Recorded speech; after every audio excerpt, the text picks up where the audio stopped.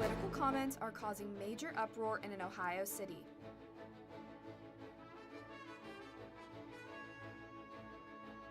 A real-life episode of Succession that has to deal with Rupert Murdoch. We have the story.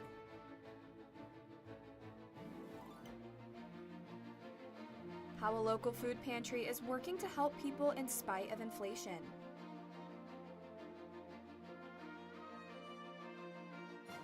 Broadcasting live from the University of North Texas, this is ntTV Nightly News.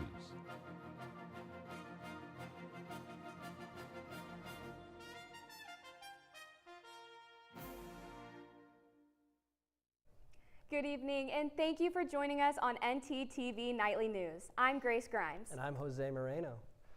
The State Fair of Texas will maintain its gun ban following a decision made by the District Court in Dallas County. Our Ben Wolf is here to give us a deeper look into the decision. Ben?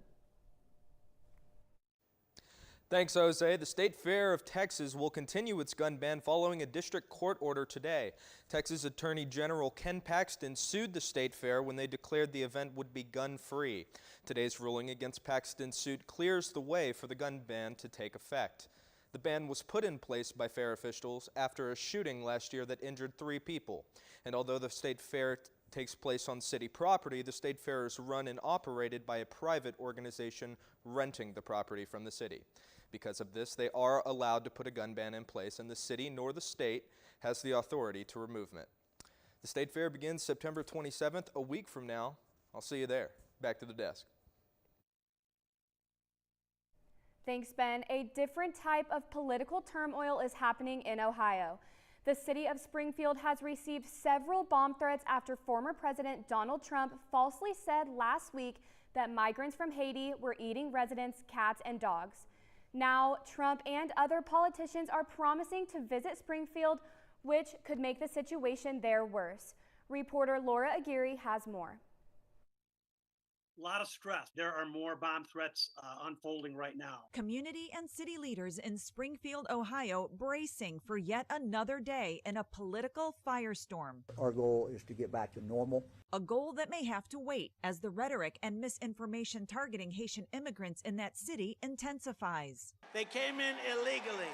They're destroying our country. Well, if Kamala Harris waves the wand illegally and says these people are now here legally, I'm still going to call them an illegal alien. Springfield officials say most of their Haitian residents have temporary protected status, or TPS, which allows them to receive city services while they await employment approval. TPS is a legal process. These folks have legal status. This outside stuff since the debate has just been awful. They're eating the dogs. Widely discredited rumors that could get worse in the days ahead. I'm going to go there in the next 2 weeks. If either one of the candidates wanted to come to Springfield, it would be very, very difficult to have them here. So difficult that Mayor Rob Rue on Thursday issued a proclamation granting him temporary emergency powers to more quickly mobilize resources against any risks like civil unrest, cyber threats, and other violence. The people that came in, they're eating the cats. Just wish he would, out of the goodness of his heart, just acknowledge that he was misinformed and ask the groups that are here for hateful reasons to leave our city. I'm Laura Aguirre reporting. Hey, Grace, kind of an odd question, but do you have any classes tomorrow? No, luckily I don't, because I do not want to walk on campus in the heat. But let's take it over to our weather anchor, Aaron Erie, to see our first look at weather. Grace, the dog days continue here in Denton. Currently it's 96 degrees, but it feels more like 102. Our conditions are going to be clear for the next day, but the wind is hopefully going to take some of that edge off. It's coming out of the south-southeast at 10 miles per hour. This evening, it does cool off just a little bit. It's going to be 85 degrees, but it's going to feel a little bit more like 89. And then tomorrow, it's going to warm right back up again, and the weather is going to be 97, and it's going to feel more like 103. That's all I have for you at the moment. Back to you both at the desk. Thanks, Aaron. A common habit among college students is impacting their academic success. We have Melanie Garcia out on the scene with more on this new study. Melanie? Thanks, Grace. College students using e-cigarettes or have problems with vaping have been found to score lower on tests of cognitive function. This means they are more likely to be more forgetful or have issues with basic learning skills. This new study comes from the American Neurological Association, where they found that the more students vape, the worse they become at performing cognitive functions. While e-cigarettes are less harmful than traditional cigarettes, this is clear that vaping isn't completely harmless. Along with causing problems in mental functions, it can also cause an impact with physical harm as well. This includes severely increasing the risk of lung, cardiovascular, and asthma-related diseases. If you have any questions about vaping, UNT has a substance use and research program called SURE, which you can find on the university's website. That's all I have today. Back to you guys at the desk. Thanks, Melanie. UNT's new president, Harrison Keller, is starting his first semester here with a whopping 46,000 students enrolled. UNT is currently ranking third amongst Texas schools in student enrollment. Keller has stated that he's committed to focusing on 3 critical areas: student success, research and innovation, and strategic budgeting. Keller says UNT is leading the way in expanding opportunities for Texas students and driving the state's creative economy. While we're here, we're all thrilled with all these new students, but it can come with a lot of drawbacks, like fewer parking spots on campus. I don't know about you, but I love line dancing, and what could be better than line dancing with Scrappy? Let's hand it over to Alexandria Teeters to see what's going on at the Scrappy Shindig. Thanks, Grace. I'm here at the UNT Union at Scrappy Shindig, where you can learn to line dance for free. This event is hosted by the UNT Union and the UPC Entertainment. I'm here with their entertainment coordinator, Camila Salcedo, who's going to talk a little bit more about this event. So, Camila, what is the reason behind it being a line dancing event? Is there anything significant about that? I think it's significant because we are in Texas and not a lot of people are from this background. Not a lot of them know about line dancing, two-step, or any of that area. So the past coordinator, Noelle, she was amazing, and she wanted to bring this event for students to have just to have more knowledge of this event, because we have a lot of clubs around this area, country clubs, and a lot of them have this type of dancing, so we wanted to incorporate that here at UNT. Perfect. And are there any other events coming up that you want to tell people about? Yeah, we have a few events coming up. Actually, tomorrow we're going to be showing Inside Out. We are going to be having next week on Tuesday, we're going to have Lucky's Pickleball Party, and we're going to have tailgating all of the home games for UNTs, so that's pretty amazing. You guys should show up for those. Live band karaoke, you can all check them out on our website, so you guys should totally check those out. All right, well, the party just started, so don't be afraid to come on down to the Union in room 314 and gain a new skill or polish up your own. All right, thanks guys, back to you at the desk. Thanks, Alexandria. Up next, a court case on Rupert Murdoch's succession plan. And a look into a food pantry working to help people struggling with inflation. Has this ever happened to you? My bike! My bike is gone! Stolen bikes are an epidemic sweeping college campuses across America. What am I supposed to do? It's quite simple. The We Mean Green Fund has partnered with the UNT Police Department to offer free bike locks to any UNT student with a bike. Just show up with your bike in tow and ask. Now I'll never lose my bike ever again. Enough worrying. Get your bike lock today.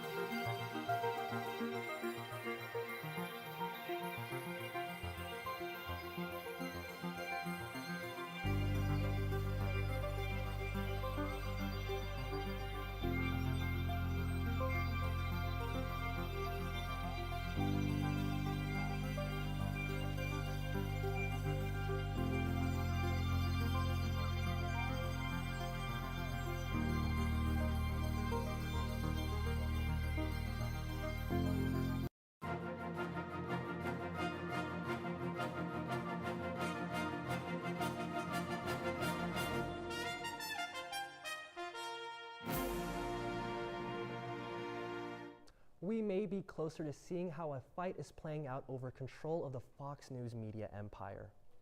The adult children of Rupert Murdoch are battling in a Nevada courtroom for the right to take over his conservative newspapers and TV networks, which include the Fox News Channel and the Wall Street Journal. A recent ruling from the judge in this case is allowing this legal fight to go on privately, but several news organizations filed an emergency petition to make the proceeding public. Murdoch is 93 years old. He hopes that after he dies, his oldest son Lachlan will stay in power, but the 3 other children that he has want to ensure that they all have an equal vote. Texas Education Commissioner Mike Morath called for a cell phone ban in schools across the state on Wednesday. Morath's statement came amid his testimony at a Senate Education Committee where he called the use of cell phones extremely harmful to the student success. 72% of high school teachers across the nation also report that cell phone distractions are a major problem in their classrooms.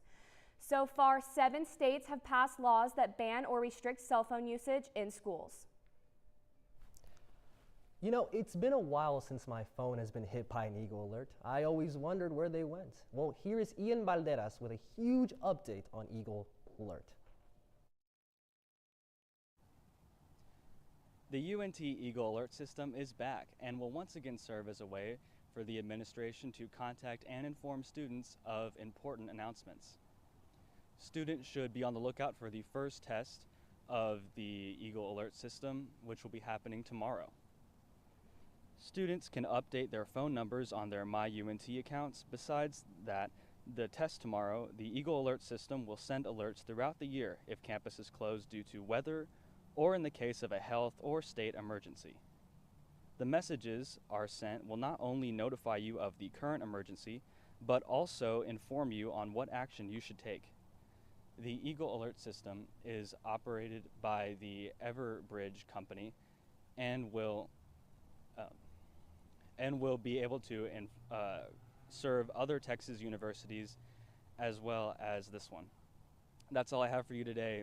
My name is Ian Balderas, and reporting live for ntTV Nightly News. Now, back to you at the desk. And Grace, I don't know about you, but today has been one of the hottest days in September probably ever, and I'm ready for it to cool down. You know, Jose, I heard there might be some rain next week to cool down these temperatures. Let's take it over to our weather anchor, Aaron Erie, to see what this week is going to look like.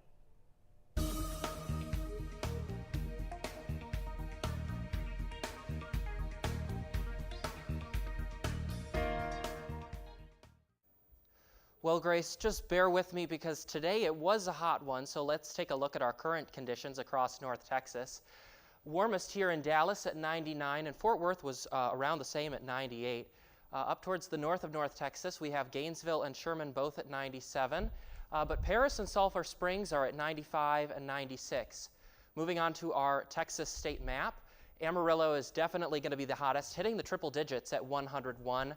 Oklahoma City and Denton are both in the high 90s at 98 and 96, and Austin and Houston keep that theme going with 97 degrees. Shreveport does take it to the bottom of the 90s at 93, but moving into our 7-day forecast, here comes the good news, Grace. Stick it out for one more day on Friday with clear conditions and a high of 99 and a low of 75. But then as we move into the weekend, so do the clouds. Through the weekend, it's going to start cooling off from the mid-90s down into the lower 80s. Monday and Tuesday, we have about a 35% chance of rain, and then that does let up and the clouds start rolling away between Wednesday and Thursday, hitting 84 degrees and the low being 65. Keep your umbrella handy for Wednesday because there is still about a 24% chance of rain, but Thursday, hopefully we'll be in the clear. That's all I have for you today for weather. Back to you both at the desk. Thanks, Aaron. The temperatures are not the only things that are still high. Food prices continue to impact students facing food insecurity at UNT. Denton Needs segment anchor Grace Esquivel has more on how inflation is impacting the university's food pantry.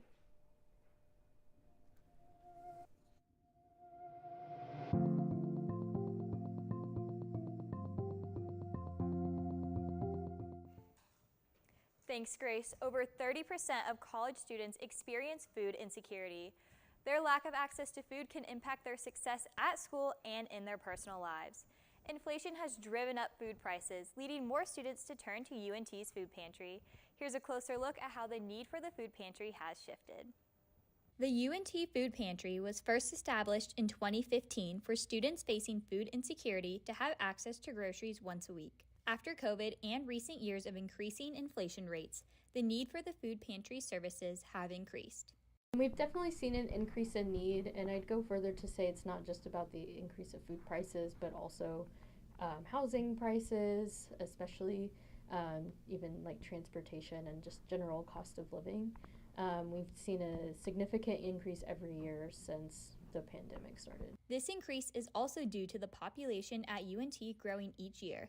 Since 2020, the population at UNT has increased by over 6,000. In recent years, the amount of food needed for the pantry has also increased, causing the employees to have to shop more frequently for groceries. The first thing we did was increase the amount of time the food bank came. So they used to just do once a month, and now they do once a week, and that helps significantly. Then we started going to the grocery store twice a week instead of once a week.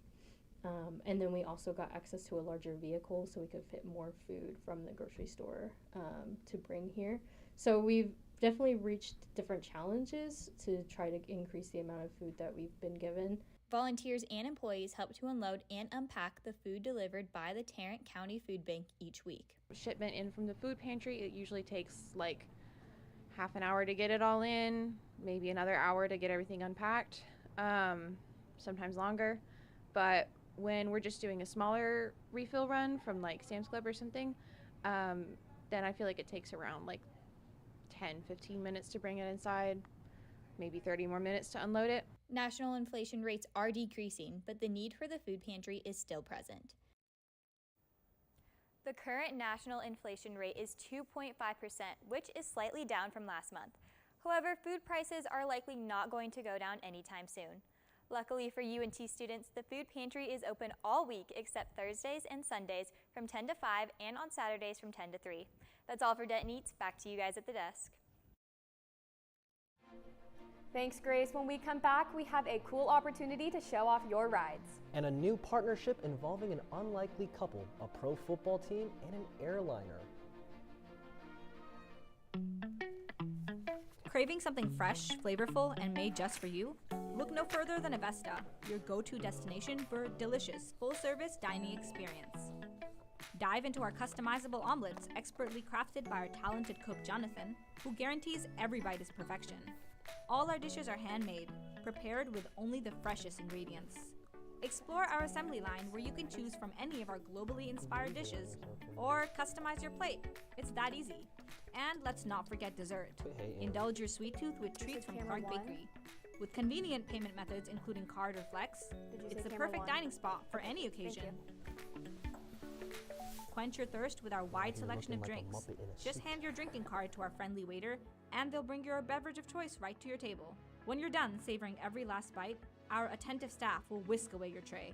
Enjoy the peaceful ambiance as you dine in, or use our takeout option for a meal on the go. Avesta.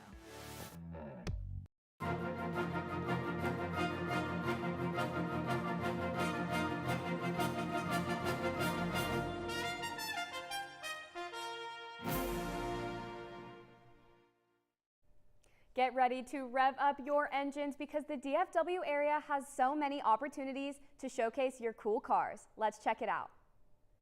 Last weekend, I had the opportunity to visit a Time Machine car show. These events are brought to the Castle Hills location to bring community and support local businesses. So I've been running car shows with Time Machine car shows since 2012, and we've actually been doing shows at the Castle Hills location inside the neighborhood.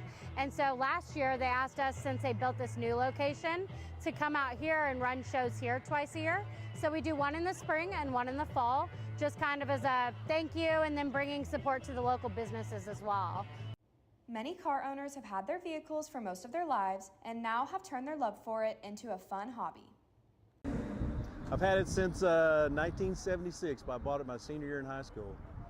And have rebuilt the engine, pretty much subframe out, every part's been undone, repainted, replated.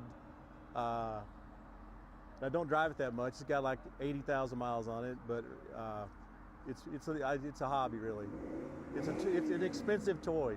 The Hershey's have been hosting these car shows since 2012, but have an even longer history with cars that makes their business even more special. And so I actually grew up going to car shows, and then I met my husband's dad at a restaurant one night, and he wanted to hire me to run car shows.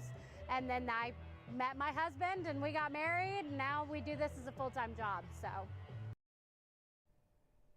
If you want to hear more about Time Machine car shows, visit www.timemachinecarshows.com. The San Francisco 49ers have partnered with United Airlines to promote cleaner air travel. This weekend, San Francisco will become the first NFL team to fly using sustainable aviation fuel. The partnership aims to combat greenhouse gas emissions from planes.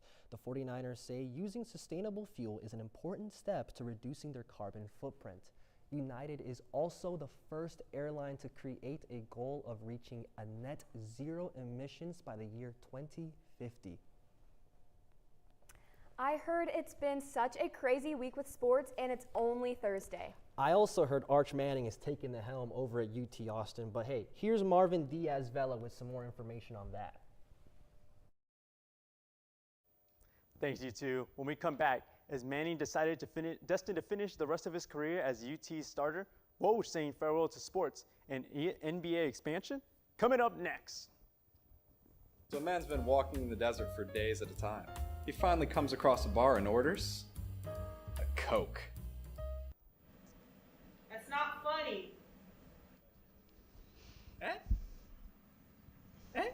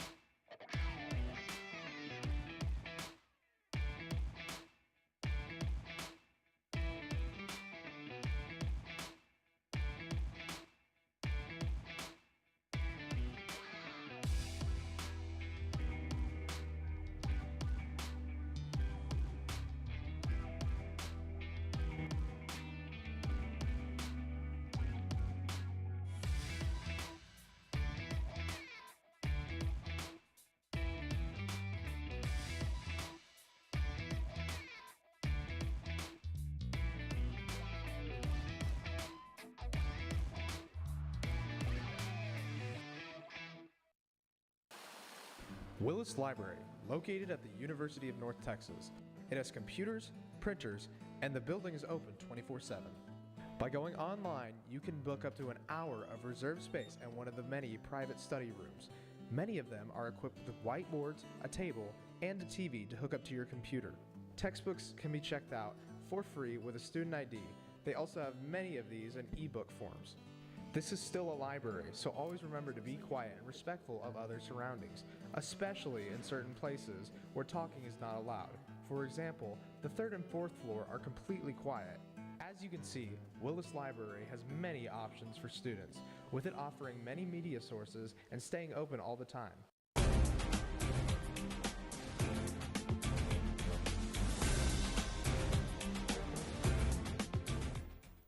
Breaking this week, Adrian Wojnarowski turning in the press badge by announcing his retirement from ESPN.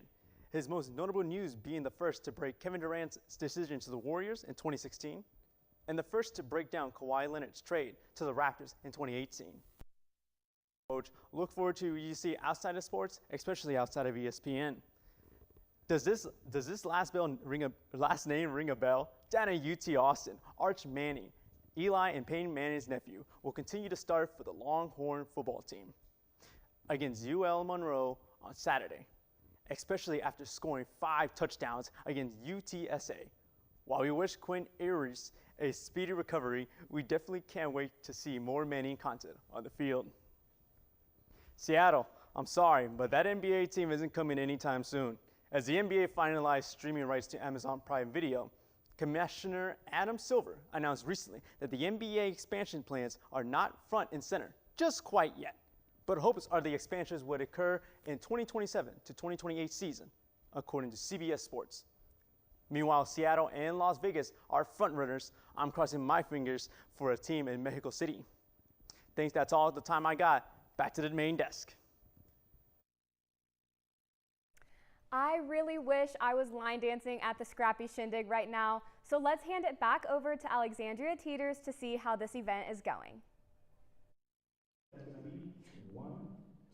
Thanks, Grace. I haven't learned any moves yet, but I'm having a great time. They've got bandanas for us to color, and they've got a bunch of hats to give out. And it just started. We've got a pretty good turnout, so I'm going to get out there, learn some moves, get to dancing, and I'll throw it back to you all at the desk. Thanks, Alexandria. Make sure you scoot over to your local grocery store this evening for a fun treat to end your night. Your favorite Texas ice cream, Bluebell, is releasing a new flavor, chocolate brownie truffle, and it will be available starting today and will be sold in both pint and half-gallon sizes. And following in the new flavor trend, M&M is releasing a peanut butter and jelly candy. This is the company's first new flavor since 2022. The sweet and salty flavor mix is set to be in stores in December, so be out on the lookout for in stores and online. Thank you guys so much for watching ntTV Nightly News. Join us again next week here on North Texas Television.